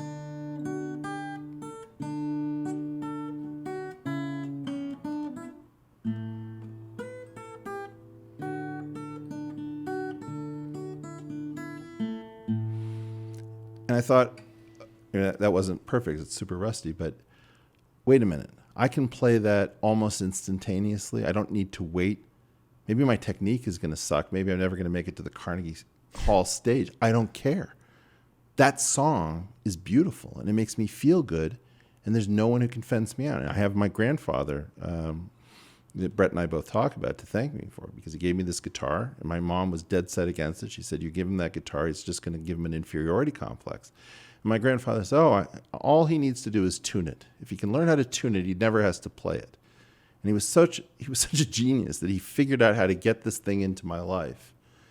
And I tuned it, and then after you tune it, you say, well, I wonder if it's good for anything, right? And then you start finding all of these techniques and hacks and the craft behind it, and you realize you're behind the radio. It's like when you program a computer, you're on the other side of the screen that the person who's just using the apps is sitting, they're sitting in front of a half-silvered mirror, and you're looking at them like you're the FBI, and they're just sitting there, typing away. They don't even know that their computer is a computer. They can't find the place where you program the computer because now it's hidden. So there's just this entire hidden world of everything. Like when you learn a language, why don't you learn linguistics along with the language that tells you why, what is word production and morphology and orthography, and what's the evolution of these things? Nobody tells you there's a book called the Cambridge Encyclopedia of Language or the Loom of Language, and that these books are like scrolls. They have all this extra information that people think, well, we can't bother the students with it. Are you kidding me? That's the sugar for people like me. I'm going to get in behind that. I'm going to hack the hell out of it. I wonder, though, so when I think about, and in fact, maybe I can give you insight into what it is like to be, I'm guessing, one of those teachers. The shortcuts and things that you're talking about, the portals, the ability to sort of understand the rules of the game. Would you say that that's a fair way to say that? Rules of the game? That once people understand that a computer is coded, it's not this mythical box, that there is a prompt line somewhere that you can go in, and once you understand the rules, and you can begin to edit the code and so on and so forth. But you have to really understand how it works. Is that fair? I don't know where you're going with it, but I'll play with that. Okay, so if that's roughly fair, and trust me, this isn't a trap, but okay. I'm thinking so, because what the perspective I want to give you is somebody who has come to embrace that realization as fervently as you, but far slower and with less being hit with the awe and the wonder of like having this breakthrough moment with a guitar or whatever. So I'm guessing the place the teachers are coming from is they don't get that same like big aha moment. It doesn't feel like a violent stumbling through a portal. What it feels like is an insecurity trigger of this is another thing that I have to learn and understand and be able to convey and teach to people. And I think it speaks to when I think about the education system, and mad love to everybody that's out there teaching, because I used to teach, it is fucking brutally difficult. It is a time suck of all time sucks. It will test your limits as an intellect, quite frankly, and certainly as a leader of minions, especially if you have students at an age where they can properly rebel. So it certainly isn't easy, but when you're in there trying to make it happen and you're realizing like this is intimidating and it's scary to try to put these lessons together. I went through school. I used sort of brute force. I was good at learning. They probably did reasonably well in school, which is why they continue. They got decent grades. They know how to play that game. And so their entire life is about, I've gotten good at this very finite thing. And people want to protect that sense of ego. And if their ego isn't that of being the learner, it's deeply more troublingly that of being the teacher, the one who knows. How many students are you going to sacrifice? How many students do you have the right? Like, It's interesting. So you and I, I don't know if we see this exactly the same. And you have a righteous indignation that I find intoxicating, but I don't have. Okay. And so I heard Sam Harris talk about this one time. And he said, maybe something broke in my brain when I was meditating, and so I don't get this anger. And remember, I was telling you before we started rolling, people love it when I get like enraged about something. But the only things I can get enraged about are things that I was doing to myself in my own life, and it pisses me off about me. No, there's an adaptive aspect to my voice. I am aware to your frustration, you mean? To the aggression? There are cameras rolling, and I now have a platform, and I have the ability to go back and save myself. So that's who you're talking to. I'm talking to the parents who are going to take their kid, and they're going to say, "Where is your algebra homework? You forgot it at school again? You tore in a ripped piece of paper? Did you not read the directions? Where are your notes?" You know, I didn't know that I have this issue called kinesthetic reinforcement, that when I take notes, instead of strengthening the pathway in the mind, it's so difficult for me to write that it erases whatever notes I'm taking. Whoa. So I wiped out the fancy private school education by taking the notes that were illegible, and I didn't remember what was going on in class.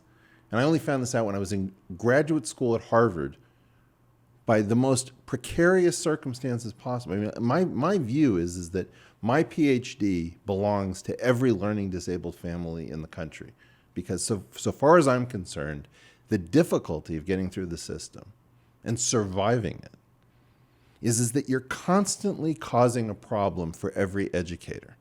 And so I am compassionate with the problem right up to a particular point. And that is the point where you say, you know what, I don't have time for this shit. And I'm sorry, but you're getting a C. And something in me knows that I'm doing you wrong, but I'm not allowed to do you right. I can't figure out why I'm allowed to give you an A in this class because you turned in some other project that I was not expecting. Because you showed brilliance. You showed something else. And somehow, because of my needs for my job, I have to give you and your family the bad news that you're taking it for the team.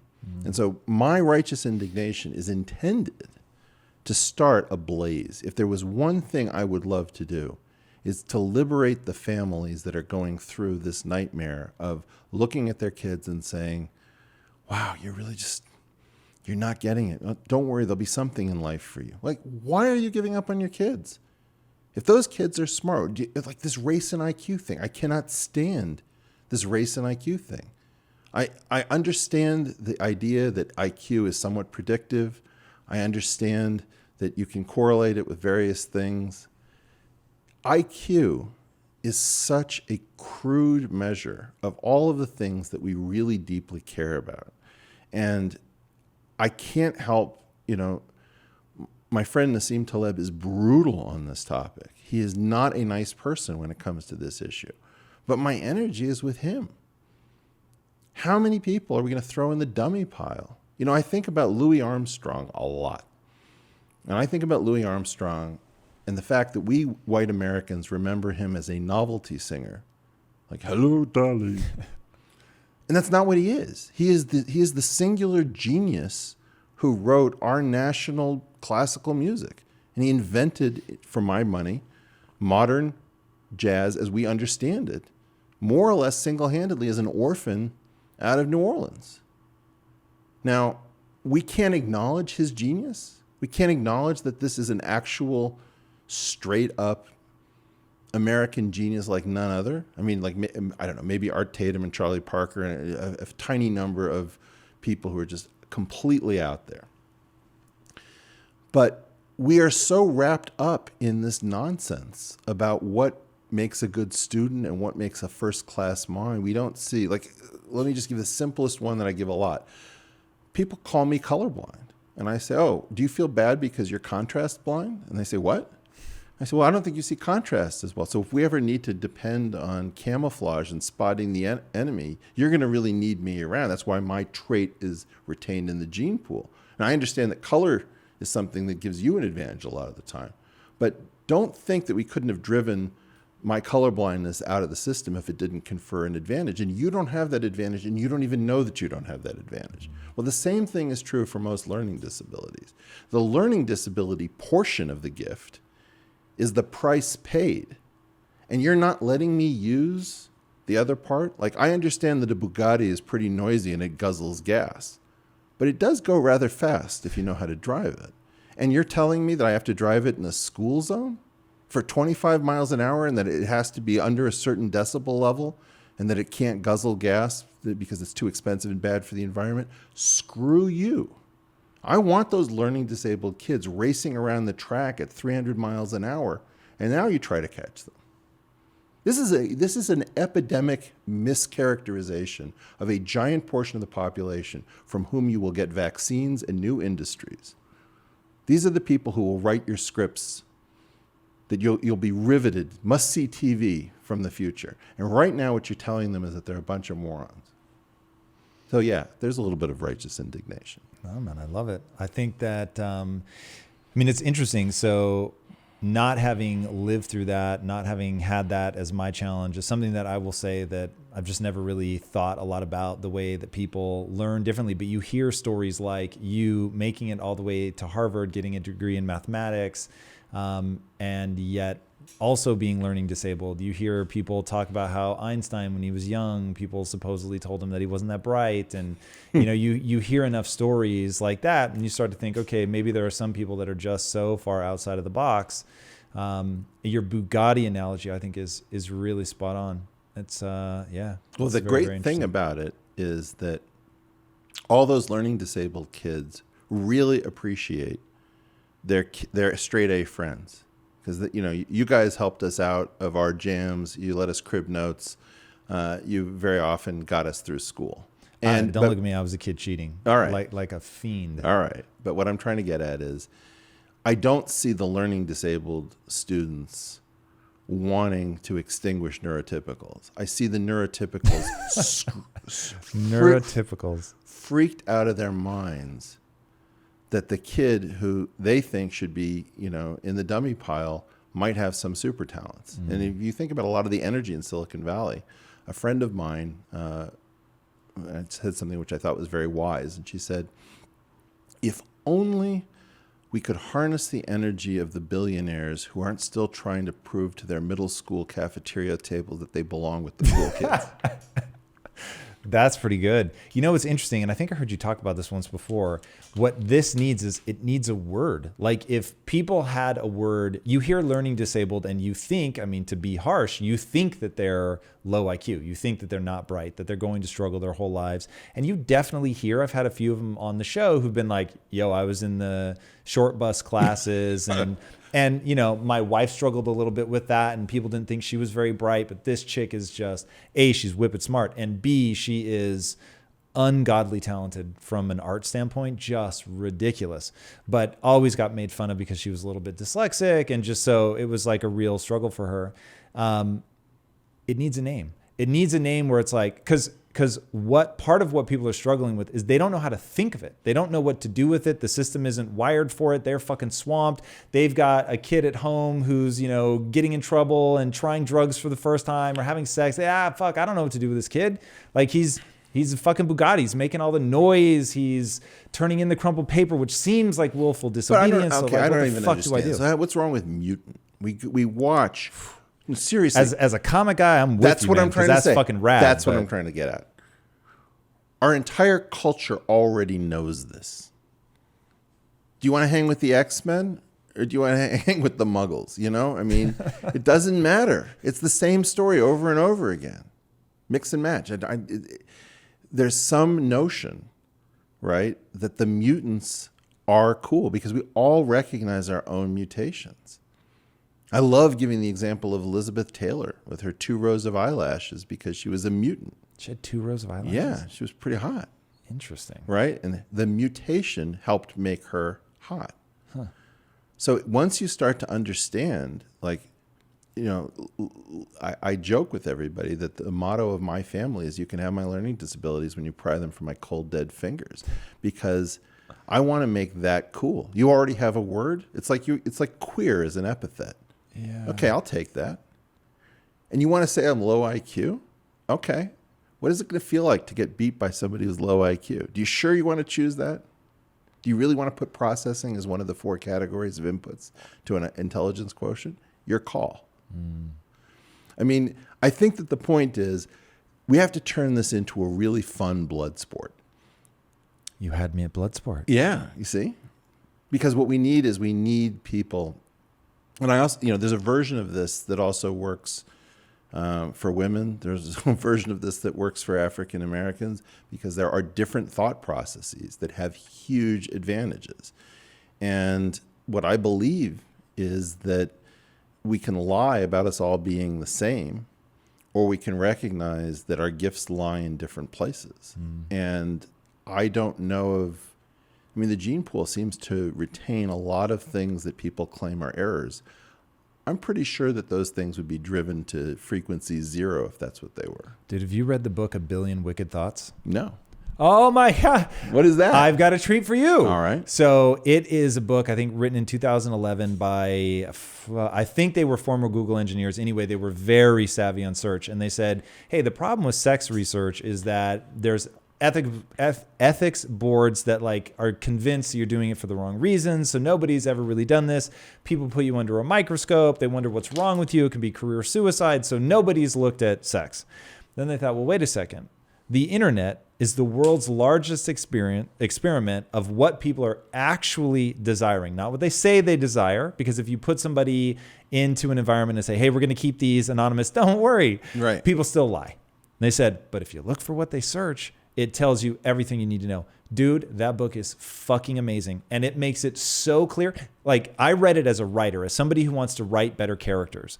Got it. And not wanting to write men who think like women or women who think like men. I want to write, I don't need to stay in the purity of the archetype. I like what you're talking about, the tension, but it's if you don't understand the archetype, if you don't understand that sort of, this is a hyper male brain, this is a hyper female brain, and now I can nuance off of that into real characters who are far more diverse and heterogeneous and all that. But anyway, I like to know where we're at. Right.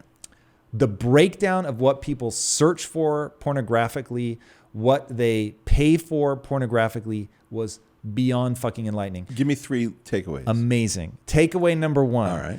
It's when you compare back-to-back descriptions in erotica written by women, and basically smut is probably a better name, written by men. So words only, descriptions of sexual acts. The women, it's he drew near to me with a steely gaze. He pressed against my body. He was engorged. Okay? That's pretty fucking close to a direct quote. Mm-hmm. And then you have the guys. He grabbed her, and anybody with kids right now would be the time to hit pause if there are children around. But it's he grabbed her ass cheeks and I'll stop myself there. But in the book, they fucking read the next 6 lines, which are just ridiculously pornographic about the body parts. So you've got women talking about the relationship to bodies. It's not description of parts. And then you have guys obsessed with things, parts, anatomy. And it is hysterical seeing them read back to back. Number 2, when you have female porn, essentially, the female porn genre is all relationship based. And it is in fact, who would you say is this is going to be ultra controversial. So I say this tongue in cheek. I'm quoting from the book, but who would you say is the biggest purveyor of essentially female pornography, though it doesn't meet the typical criteria? Female pornography. I don't know. You need to give me more of a clue. Stephanie Meyer, the author of Twilight. Oh, that is basically, it is all romance, it's werewolves, it's vampires, it's all about lust and desire and this triangle of desirability where you have one woman at the middle being desired by 2 men. And it's so fascinating to hear their breakdown of how that is the swirl of what women are really drawn to. And then you've got men that are doing your classic pornographic search. And it's all about, men search for butts, breasts, and feet. Those are the 3 big ones. And they go into detail about why that is. And I was fuck, this is so interesting to hear how different the 2 takes on on sexuality are. And then you're getting sort of into the base desire. Now, what makes the book so fucking interesting is they explain why it happens. So with women, where the cost of sex is child rearing, which is 9 months, potential death, and then years of having to take care of the child, it is extremely labor intensive. It is extremely calorically intensive, time, attention, all of it. Guys, exact opposite. The cost of sex is very low. You can abandon the child if you want. So you have this super unequal distribution. So you have women, in the book, they called it a detective agency. The female psyche is a detective agency trying to figure out if you're a male that's going to stay around, help protect a child, rear it. That is incredibly important. So they put them through the psychological ringer before they decide whether they're going to have sex or not. Whereas guys, it's cues basically of fertility. So you're looking for youth, and you're looking for a certain distribution of a certain type of fat, which is largely associated with youth and fertility. And then with feet, it comes down to, oddly enough, estrogen, which is a sign of fertility, tells feet to stop growing, which I didn't know. But so women with, I guess, ideal levels of estrogen tend to have shorter feet, which is why there are cultures that practice foot binding, because small feet in women are a point of attraction for men who over millennia have been sharpened to find women that have these signs of fertility. Fucking crazy. So you put those two together, and clearly it is far more nuanced and all of that. I'm giving you like a real thumbnail sketch.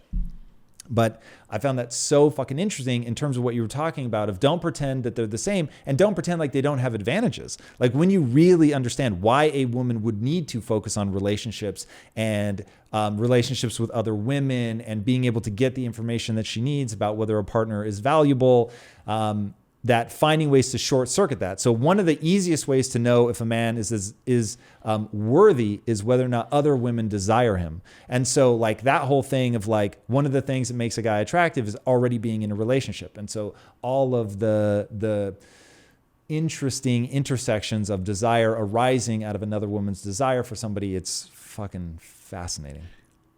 So it's interesting. I thought about, why not do evolutionarily aware porn? Like very interesting. Allow the greatest evolutionary theorists to write the scripts.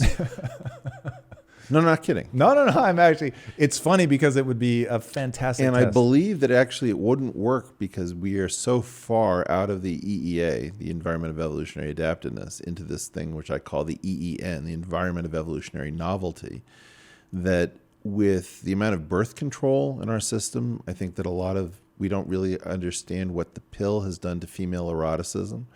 I think that with a failed economy, it's changed what people desire. The number of women I find now talking about preferring really exaggerated age differences, which is probably a proxy for people who are willing to commit and have the resources to raise a child, is changing some notion of attractiveness. Men are on a hedonic treadmill where they're cycling through porn at such a rate that they're becoming really deviant, and things are not getting through to them that would have once been considered extremely exciting. So then, you start to see these podcasts. We were just talking before about this show, Call Her Daddy, which is extremely kind of... I've never heard it. It's pretty raunchy, man. It's not two women. They're funny, they're playful, but they're also really over the edge. And I think you might learn something. I did, because I was trying to understand podcast demographics, and somebody said this has mostly a female listenership. I do think that a lot of the things that you're talking about women taking a cue as to who's desirable based on who other women find attractive is pretty highly conserved. But I think we are now somewhere so far east of Eden that even the evolutionary predictions of our erotic differences are probably being really challenged at the moment. I don't think it's as clean cut as it used to be. That's interesting. So one thing I'll say to that, though, is one of the predictions, of course, would be on the male side, a desire for novelty. So some element of that would be a largely weighted part of this would play into it. Now, whether they could predict exactly what people would search for, but some of the stuff that popped up as like being really high search for terms, or websites that have done well from a pay standpoint or made the Alexa ranking. Now, keeping in mind this is back in 2011, so things may have changed, but man, it is surprising if the answer were anything other than novelty. Well, I think we're getting to the point that normal porn has gotten really sick. That if you're not a prude about eroticism, some of the things that you're seeing pushed have to do with the fact that our brains are now habituated to all sorts of things that you probably would never have seen visually unless you were like Genghis Khan, right? Because everything's on demand. And so the search for novelty, I think, is taking, in some cases, quite a dark turn, even for people who are pretty okay with the idea of pornography and eroticism as being an important part of an adult diet for the mind. Where it worries me as kids, for sure. And I'm maybe even less worried about today than I am in 15 years when you have VR that is bordering on photorealistic, and that's where Photoshop whoever you want in, yeah. Choose your own experience. That's very disturbing. But I'll be honest, I'm more concerned right now about people finding partners to have children with. I think that this is an economic epidemic that we don't feel comfortable talking about. And why aren't people comfortable talking about well, it? because, for example, if you have a fair idea that you're at risk for not having the family thing work out, like it's gotten a little late in the day and you don't see a lot of prospects lined up, and you've had a few relationships that haven't ended in commitment and resources and children, and the economy doesn't seem to want to come up with a 30-year plan to fit a mortgage and getting some kids through college. I think that the transition from the previous world has been pretty brutal, and a lot of people don't want to say, yeah, I really want a family, and if it doesn't work out, it's going to be a major hit to my life and my sense of myself. And we need, in part, I think that a lot of us don't want to see young women forced onto the apps, which seems like it turns life into this ever-present. From a dating perspective? Yeah, like it's just, somebody said, this is the singles bar in my pocket. And wherever I'm bored, I just go to the singles bar and start swiping. And I thought, okay, and how do you feel about it? He said, well, in the aggregate, I feel pretty terrible about that, but I can't stop. And so now you've commodified all of this stuff. And I don't think it's a good deal for young women at all. I think that, young women have been used to putting men through their paces and demanding a lot. And, saying, jump this high and seeing who can clear the bar. And when that power is not present, and when men can't win these competitions and have those competitions really mean something, we derange as a society, because society is about continuity, and continuity is about babies. So no matter what you want to do, you can take it away from babies. I remember I was talking to a young woman who was like 26 or something. And she asked me if I had kids, and I said yes. And I said, do you have kids? And she practically spit out her beer. What? And I thought, do you think it's really a crazy question that I would ask a 26-year-old woman if she had kids? And then, she thought about it. It just felt very remote. And this is the economy that we're bequeathing to people. And my belief is that if the median individual cannot count on being able to have a home in a reasonable city that has lots of jobs, so that if one job doesn't work, they can switch, and one person can stay home. Doesn't have to be the dad, doesn't have to be a mom and a dad, any pair, but you need somebody with the freedom to stay home to raise children while somebody else can be counted upon to go be the breadwinner in an economy that isn't, absolutely razor's edge. This is nuts. And, it was driven home to me recently. My father turned 85. We were at a party for his friends, and some of their closest friends lived in our neighborhood when I was growing up. And they were saying, oh, yes, when we moved in all those years ago, there were 14 boys who used to play on the street, and now there are none. Whoa. And I said, what do you mean there are none? She said, well, young families can't afford to live on the street. And I said, do you have any thought in your mind that that was a catastrophe that happened to your street?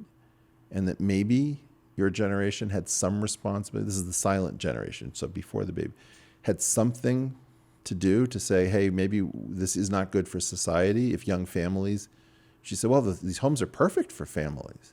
And I said, but you just told me that there are no families on your street. So this is an epidemic, and this is deranging us. And this is a lot of what's behind this kind of sense of injustice and people trying to find groups, I think, to take care of, because you have got a lot of maternal instincts that are not grounding in happy, hopeful homes, raising kids. That's really interesting. What do you think is the sort of key driver? Is this student loans? Is it the average salary isn't going up? Like, and part of what drives my question is I know what I pay. So my previous company, I had at one point 3,000 employees, about 1,500 full-time, and then another 1,500 part-time. Here I have 20 plus employees full-time, and then another, 7 or 8 part-time. And I know what I pay them, and it's a good wage. It's a hell of a lot more than I was making at their age. That's probably the easiest way to say it. Okay. So where is it that just the way that we are and what we pay is not indicative of what other companies pay? Is it something else? Well, this is just going to be really kind of brutal. First of all, we're in an orchard with lots of low-hanging scientific fruit where you could take the scientific fruit and turn it into technology in short order. We're still making scientific advances, but most of those that are even fairly profound are not instantly convertible into technology. So there might be low-hanging fruit in a new orchard, but we haven't found the new orchard, so we're picking fruit that has a very different characteristic. So that's the first part, is that our pipeline got screwed up. But how does that really play out in like dollars and cents? So I'm thinking of this street, right? It's the perfect analogy. So you have a street, the houses have a price to buy, they have a price to rent. So when I think about, okay, what is stopping somebody from either buying or renting? So if the prices are too high. Prices are too high. So then is it that the prices are artificially too high because we have a bunch of empty houses and people who are buying as an investment and they're just being stupid? So you're fairly familiar with my theories and acronyms and things. So you've probably heard about the embedded growth obligation, the ego. But what I get that, and that scares me, and I totally buy into it. What I don't, and for anybody listening, and tell me if I fuck this up, but like basically we have a system that's entirely predicated on continued growth, and that growth slowed down starting in the 70s or 80s. And we've done a lot of bullshit shell games to make it seem like we're growing. And the one that when you give, I'm always freaked the fuck out by, is the essentially Ponzi scheme of education. Yep. Where higher education, you're teaching people to be professors, but there's only going to be so many professors, or to law firms, only going to be so many partners. So it's like every graph tells the same story. So, but what I don't understand is if that's been the same since the 70s, like I didn't even graduate high school until the mid 90s. And this has nothing ever seen. I mean, look, there were times I couldn't quite pay my bills. There were times where, I was sharing an apartment with a bunch of people, but it's like, it never felt like the system had broken in some impossible way. And this isn't me saying that it isn't broken. This is me just saying, I want to really understand like where we've gone wrong. Well, so this is what I say to my friends in San Francisco. So they've got good jobs. They're programmers. They're having a blast. They're going to Tulum and, traveling to Bali and all these things. And so I say, you're living in a group house. What do you think about buying your own home and asking that gal you've been going out with for a couple of years to get married? And like the conversation just gets really weird. Well, I'm not so confident that I can commit to a 30-year mortgage, and prices are insane, and I'm not positive that she's the right one for me, and all these things. Or if I talk to my female friends, they have a set of different stories, which is like, I'm so tired of little boys who never grow up. Is this a psychological malaise? Like, because that explanation I can understand. We're not excited about low variance futures needed for children as we see Because we them. don't see things popping off. Like this isn't Beijing in 2006 where it's just like the sky's the limit, or... Well, I think people have a pretty strong sense. Well, like I hired a millennial who I'm very good friends with. And I noticed that he was like not that committed to certain kinds of projects. He would work hard, but he also had a very clear sense of, my obligation ends at this point. I said, well, I know this person. I Okay. think they work here. okay. Keep going. And I said, well, why do we have a difference in a sense of work ethic? And he said, oh, because my generation watched your generation get screwed by the baby boomers, and we're not falling for it. Do you buy that? Yeah. That sounds like bullshit to me. Oh. And when I say I am happy to be convinced, what I want is Sure. the fucking truth, dude. All right, because dude. I have no interest get to in the truth. Let's get to the truth. Because so I have a psychotic work ethic. Why? Because I didn't used to, and my entire life changed when I changed my work ethic. But look, it sounds to me like you're talking about founding companies. I've done both. I've been an employee and I've founded companies. So I've played both sides of the fence. And how did the employee, well, look, I don't want to over index on, because, there are particular lawyers in particular law firms who aren't founding anything, who are doing just fine, but it's a minority position. And what I believe is that we are in a situation in which we are not excited by the future, and the people who are real stakeholders in the system have in general been very focused on making sure that the pyramid is always supplied. So this idea, for example, of you have to go to college, the debt has to become non-dischargeable in bankruptcy. We get to load up the universities with freaky. administrators, all that kind of stuff. And then, of course, the main one, which is really bizarre, which is there's the secret weapon. And the secret weapon is immigration. And the great part about immigration as a invidious tool for one generation to screw another generation with is that if you call it out, there's only one explanation for why you would fight having other people added to the bottom of a pyramid scheme, which is you must be a xenophobe or probably a racist. And the answer is no, I'm really just trying to choke your supply of new virgins to add to this pyramid scheme so that you can continue to transfuse yourself. Yeah, that's interesting.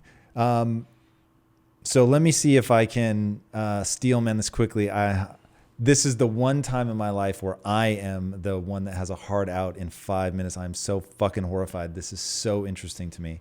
So I'll try to do it quickly. Okay, so we have a pyramid scheme in that there are only so many jobs, and I'll even abstract it from being a lawyer, which is very easy to understand. There's only so many people make partner. Being a teacher, it's easy to understand. You can only create so many other teachers. And obviously we're talking at higher education. And I'll just say your normal job. And I've told my employees this, like, look, every step you go up, there's fewer available positions until you get to the CEO, and there's only one. So there's only you can get promotion. I've never thought of there being sort of money does not strike me as the finite resource. The promotion strikes me as the finite resource. You can keep making more and more money depending on the health of the company and your contributions to it. So that's part of my bias, is that when I try to use just first principles, I'm like, if this person is that valuable to me, I'm going to fucking pay them because I have fear of loss. I don't want to lose them. So, which is why I default to create fear of loss in your employer if you want more money. But the company has to be doing well. So let me stick to the Ponzi scheme here. So very interesting take on immigration. So you have people coming into the system.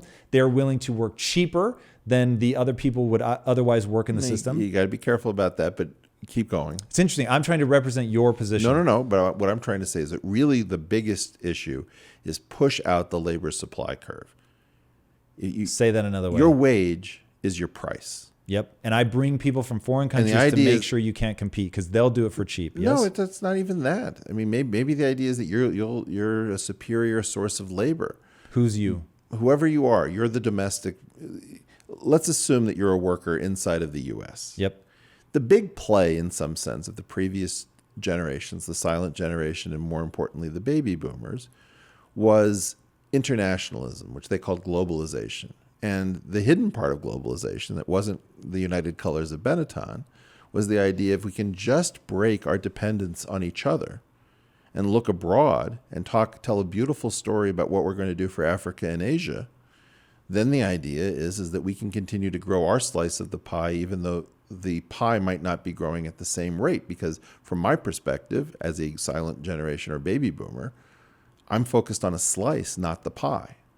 And so there was a huge amount of value gotten from tricking people into thinking that globalization was this beautiful Davos-inspired kind of philanthropy that was going to be a rising tide to raise all boats. And those Americans who had rights inside of our system, and this goes for Brits who had British rights and French who had French rights, whatever, had a right that was valuable, which is I have asymmetric access to my labor market. And that's how we worked as a nation. So now you start the world's greatest PR campaign, which is patriotism doesn't exist. It's only nationalism. And of course, nationalism is really ultranationalism, which is jingoism, which is a precursor to Nazism. So you start saying, you know, I kind of believe in citizenship and patriotism, and now you're telling me that I'm a bad person.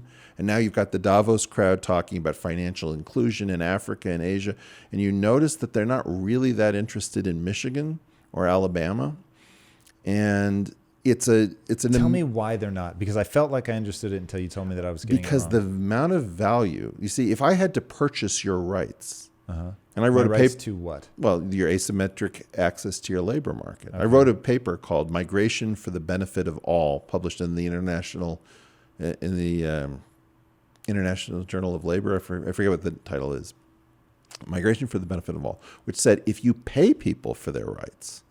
Like if the baby boomers in silence said, look, we think we can get better labor outside and we want to pay you for the right to shop elsewhere, then the idea is that everybody would have been better off and we would have all screamed kumbaya at each other as we got rich together. But instead what they said is you're a protectionist and a jingoist and a xenophobe.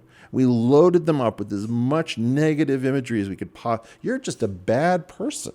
And they were doing that, though, so they can get cheaper labor, right? So they can keep you from having leverage. But you keep saying it as we're willing to work below. But my point is that if this coffee mug cost $10, and now we have 10,000 coffee mugs, it's not that those coffee mugs are willing to be bought for less. The entire cost of coffee mugs plummets.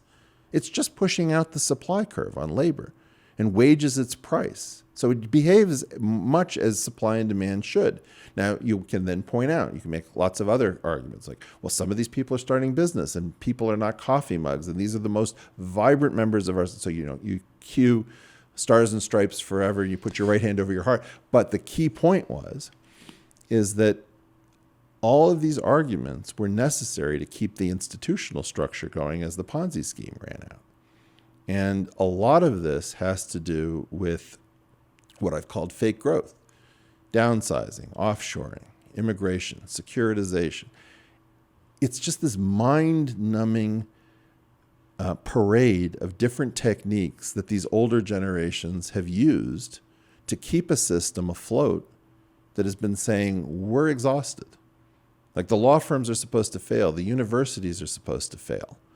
All sorts, the newspapers don't make sense as a business model. And things that you're creating and that we all might create would be replacing these things. But instead what we've done is we've come up with an exotic kind of economic parabiosis where we're going to transfuse our fellow Americans and the younger generations to pay for a group of people who are just far too expensive to keep living in the style to which they have unjustly become accustomed. So I'm sorry about your hard stop, but I think that there's a tremendous amount to be excited about and enthusiastic about because in essence, getting back to your original point, you're right about the Matrix. For 50 years, we've been in a constellation of ideas, suppressing the really interesting new ideas and calling names on anybody who would propose ideas that would point out the unstable nature of our market democracy. And right now what we're doing is we're living through the beginning of a global low-grade revolution of a type that we've never seen before. So tune in next time to find out what happens. Oh, fuck. I love that. It's a great place to end. Dude, thank you so much. It was absolutely amazing. I hope this is part one. I'd love to have you back. This is so fucking fun. I could have gone on Really seriously honored. for a lot more time. So thank you. I am very keen to dive through some more portals with you. So next time. Thank you so much. Thank you. Be well. Peace out, everybody. Until next time, be legendary. Later. I mean, first you can notice that anxiety isn't even that unpleasant. I mean, it's so close to excitement in its actual physiology that really the difference between excitement and anxiety is more or less just the framing. It's just the story you're telling yourself.